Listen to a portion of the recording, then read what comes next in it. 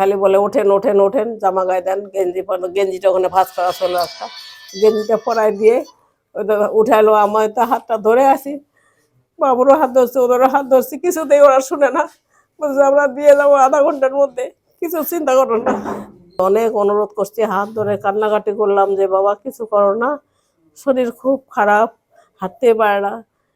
সে তো কিছু অপরাধ করে নেই, কিছু লুটপাট করে নেই, কোনো টাকা জমা করে নেই। আমি এই সমস্ত কথা অনেক বলছি যে সে তো দুর্নীতি কিছু করে নাই, সবাইকে উপকার করছে।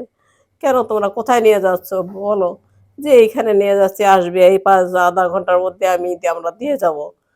আমি অনেক কান্নাকাটি করছি ওদের হাত ধরে, কিছুতেই শুনে না। ওরা 3টা গাড়ি নিয়ে আসছে, পিক আপ নিয়ে আসছে, থানার ওসি ছিল, পুলিশও ছিল মনে হয় থানার। এই তো ওই নিয়ে গেল, আমাকে বললো যে একটা ছেলে দেন। তো তন্ময়কে দিলাম যে যাক। এই লাইন পার হওয়ার সাথে সাথে নামাই দিয়ে ওর মোবাইলটাও নিয়ে নিছে, আমার মোবাইলগুলোও নিয়ে নিছে, কারো মোবাইলে আশপাশে যত মোবাইল ছিল সব নিয়ে নিছে।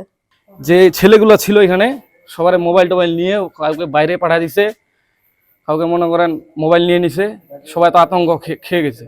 খাওয়ার পরে মনে করেন এই তো উপরে চলে গেল, 3তলায় চলে গেল। 3তলায় যাবো কি যে স্যারের সাথে কথা বললো, তোর গাড়িগুলা মনে করেন যেখানে আসার পর স্যারকে নিয়ে চলে গেল।